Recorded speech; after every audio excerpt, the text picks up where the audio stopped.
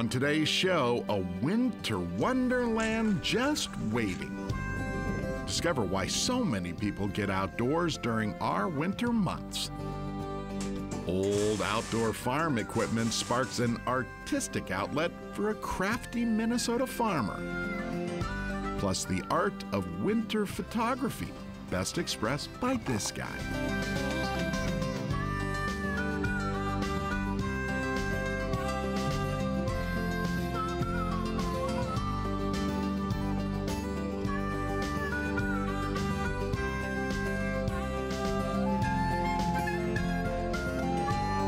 Minnesota Bound, presented by Connecticut Water Treatment Systems. Hi everybody, Bill and I welcome you to Minnesota Bound. Up first, we are going to get outdoors and explore our state. And all 4 seasons of it with our ultimate outdoor playground. Minnesota. We are the land of 10,000 lakes. Well, it's 11,842 in reality, but who's counting? Besides boasting about our abundance of water, for the outdoor adventure lover, we also have a lot more to brag about. Starting with springtime. Every May, the fishing opener is our version of a state holiday. It's usually not even like a question for most families if they're gonna make it up or not. It's kind of just, it's already like set in stone. We are passionate about walleye. But with 18,000 miles of fishable rivers and streams to explore, fly fishing, kayaking, or canoeing allows us to do more than float on a lake. If dropping a line in the water doesn't make your heart sing, challenge your inner lumberjack with a log rolling lesson. Pitter, patter, pitter, patter, pitter, patter, pitter, patter, pitter, patter. And yes, this really is a thing. As summer rolls along, join the 9 million annual visitors at one of our 75 state parks.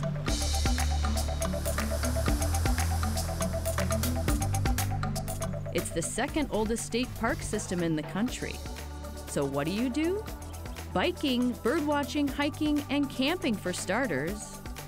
And why you can even go searching for fossils, if that appeals to the inner dinosaur hunter in you. While you're out and about, stop and check out Minnesota's Rocky Bluffs. They offer a vertical endeavor, one that will force you to leave your fear of heights behind you forever. As the seasons change, so do the adventures. Autumn is the time when the trees show off their color, and pheasants do the same. We'll drive many miles to chase the changing leaves or ringnecks in the sky. Next comes winter, and Minnesota magically becomes a frozen playground. Ice fishing communities pop up on cue, of course. And even ice walls show up. If you've ever wanted to climb a giant icicle, Minnesota offers that too. Let's not forget snow. Snow-covered trails are best used for off-road fun. We have 22,000 miles of snowmobile trails and hundreds of miles for your cross-country skis to glide over and sail. If you're slow on your skis, well, invite your dog to help out. It's called ski-joring, and your pooch will love it, no doubt. Yes, my friends, there's never-ending adventure in the land of 10,000 lakes. All right, let's go. Rooster!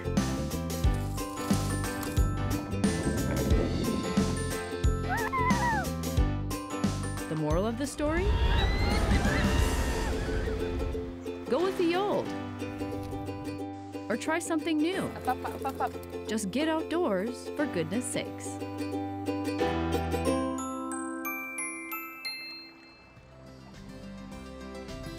This is actually going to be the sculpt part. Coming up next, an artist sculpts with the passion of an outdoor recycler. Minnesota Bound is brought to you by Connecticut Water Treatment Systems, Ice Castle Fish House and RV, Star Bank, and by Strike Master.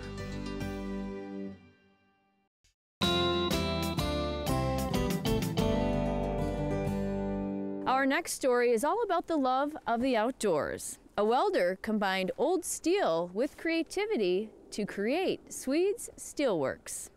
Travis Frank has the story. When winter's icy grip freezes Chris Swedzinski's farming operation, business heats up in his backyard workshop.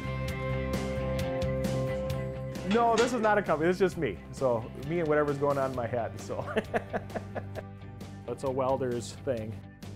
Chris creates one-of-a-kind art made out of recycled steel. Gotta be cool. Cool for school. We call it Swede Steelworks. A lot of the pieces I sell will be installation included. So this is actually going to be the skull part. This is, of course, an old wrench. Today's project uses pieces of farm equipment built back in the late 1800s. Yeah, it's way over 100, so 130, 140 years old maybe. I mean, just look at the beauty in that little piece. I like to take old and new things and create things that no one ever thought of. Obviously, I'm a hunter. I love old guns. If it's an old parts gun, I want to be able to pull it in. Yeah, I kind of like that. This is like the front plate of like an old wood stove. So we got a lot of old gears, old flighting from an auger. We've got parts and pieces from a couple old pistols and a couple parts and pieces from an old wood stove. And we're gonna bring it all together and we're gonna build a moose that someone might put on their wall someday. Just using that kind of as a model, the distances, and using it as kind of as a figure of scale. This is the front of the piece, and then this would be the back of the piece. And so the main, kind of the epicenter of the piece will be the antler set. These I got from a guy that's kind of an antique dealer. Go to a lot of auctions, scrap yards, to really find the parts and pieces needed to kind of feed the beast, as they say.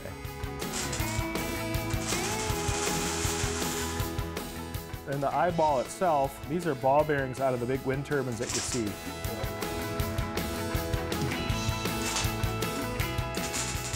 Chris finds inspiration combining metal with the natural world. You know, so much of nature is symmetry. I went to college for welding. My goal was to just be an industrial welder, so I worked on oil rigs. On the side, he began welding gifts for family and friends. They told Chris to make more. Would you please go out and try to sell this stuff, because I think people would buy it. And you know, like, yeah, whatever. Turns out, they were right. And then 10 years ago, I finally said, you know what, I'm gonna give it a shot. So this is just kind of our Hidden Hill gallery, because we call our farm site up here Hidden Hill. This is probably kind of my most sought after work. My biggest seller would be trees. So, you know, building the trunks and the branches, and that's really been a three-dimensional sculpture. By adding the tree and the roots, it really completes the piece. That a tree is not just what you see, it's what you don't see.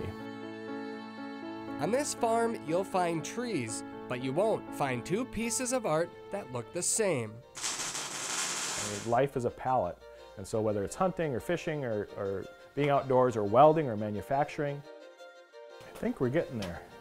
I'm gonna plasma cut a little bit off on this, I think. I kind of dig that. That's looking sharp. We got a soup ladle, and that's gonna hopefully recreate a little bit of that bottom of the jaw. There we go. We're getting there. I'm gonna polish these up a little bit. You know, you're taking something old that was discarded and turning it into something new that's really cool, and that's our goal. What I really like is, at first glance you see it, then at second glance you see more and more and more. Inside this small country workshop, a metal masterpiece finally comes to life. I get to do it, and I get to make a living doing it, and it's fun. Call it another productive winter day on the Swede family farm.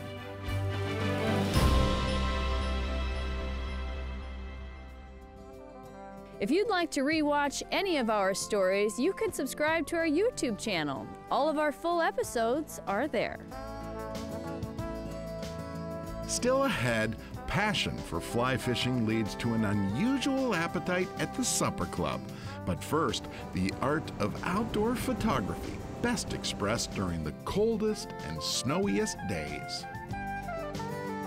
Closed captioning provided by Treasure Island Resort and Casino.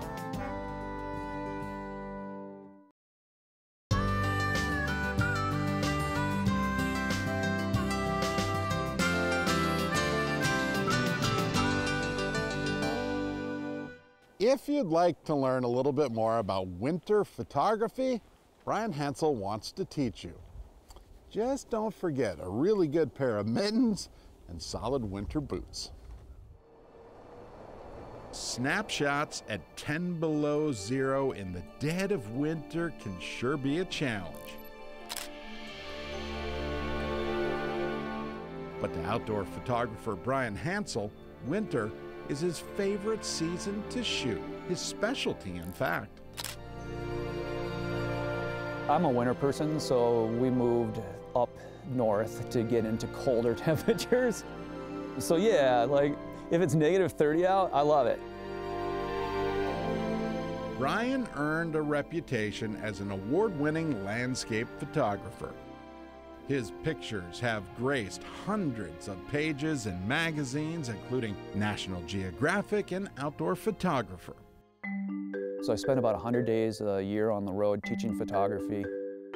Last year, just as an example, was everywhere from Death Valley to the Smoky Mountains, Black Hills, Tetons, you name it in a national park, I'm kind of hitting it. But in order to learn this, you must start here. My name is Bryan Hansel. I'm a professional photographer that lives here in Grand Marais and teaches workshops all over the country. Bryan takes his craft from the field to the classroom, a way for him to share wisdom with students. Rule number 1, there are no rules. Rule number 2, there are no rules. Rule number 3, if anyone tells you there's rules, see rule number 1 and 2. Does require I have this belief that, you know, if I could create interest in the outdoors and get people out there and excited about it, that would equal more protection for the environment and the outdoors. With the skills that I have, the best way I can do that is through photography. First test in the field, shooting sunsets. We'll walk over and look at the lighthouse and see how big the waves are hitting it. If they're pretty big, I think that's where we'll set up. Right now we're at the Dog Pound. It's in the Grand Marais, Minnesota campground right on Lake Superior. And we're watching sunset over the Sawtooth Mountains. Those make a good foreground. It's just a little concern that the waves are going to be splashing you up there. Bryan is fabulous with sunrise, sunset. He's a tripod guy. There's some other people I do workshops with that are not tripod people, and so they're more, if you don't catch the moment, you're gonna miss it. And if you're setting up your tripod, you're missing it, you know, and so it's good to get the different perspectives. And he's an excellent teacher. If you want to do some foreground element shots, up on this platform is good. And that's what I really enjoy about his workshops is he knows cameras.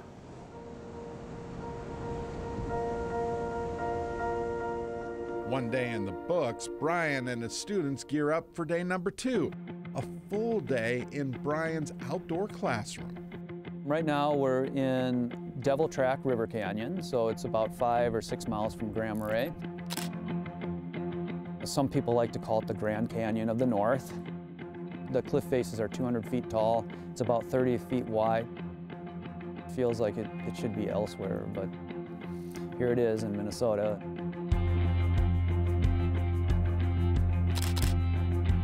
All right, you guys, so we're entering kind of a more dangerous part of the river. Something to keep in mind is you could potentially fall through this ice. I've done more stupid things as a photographer than I did as a teenager. I take risks that I didn't take as a teenager because I want to get that shot.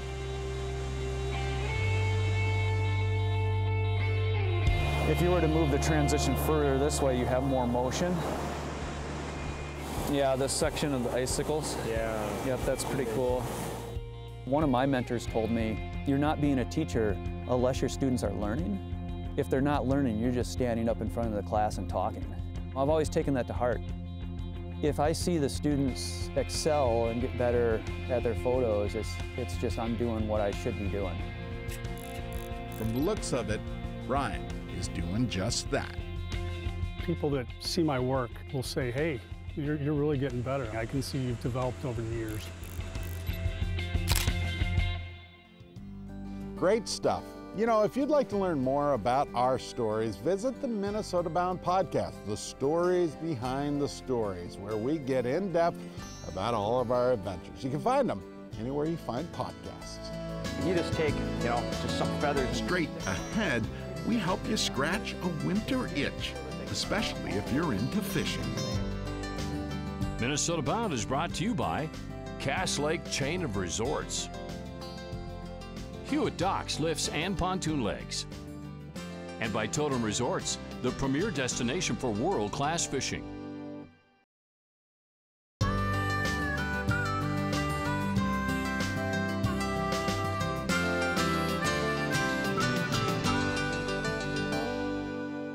Today's Minnesota Bound Classic takes us back to 2008. To the afternoon, Ron Shera headed to a restaurant for a little fishing fun.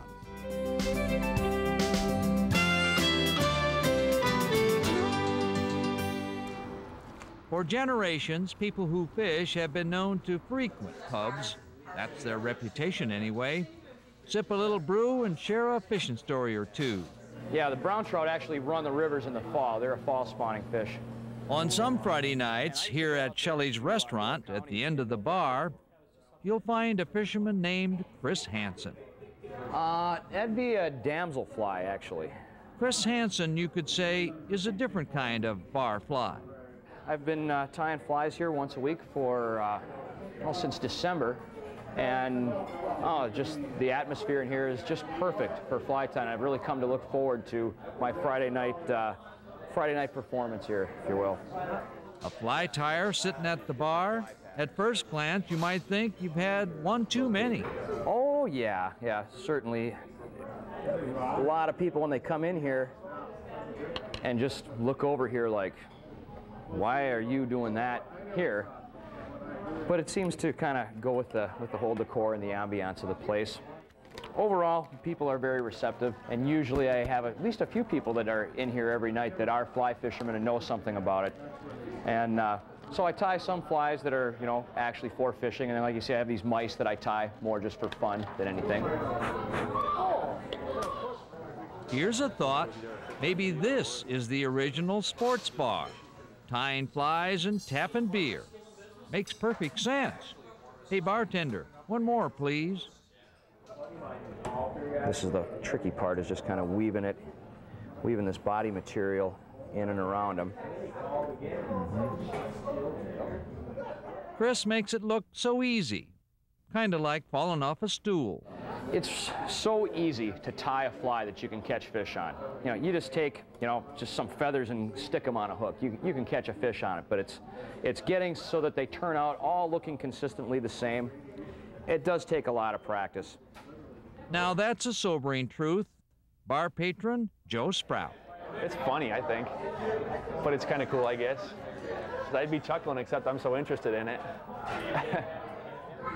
Not hard to learn, but once you start, you're going to want to know how to tie everything, and you're going to want to have materials for everything, and you're going to be like, oh, that's a cool fly, I want to tie it. And you sit down, and right away you're going to realize, oh, I need this material. And so it's like, once you get in, you're kind of hooked. Maybe that's what this is all about. Anglers getting hooked with a beer and a weaver of feathers and tails. I probably should come up with a whole series for the place here. Buy the drink and you get a free fly with it, maybe. Hey, good fishing. Better set 'em up, bartender. I kind of wonder where that crew celebrates these days. A local hangout for sure. Probably. Well, that about does it for us. We'll see you back here next week. In the meantime, don't forget to introduce a kid to the great outdoors. Transportation provided by Premier Transportation. Call 1-800-899-7433.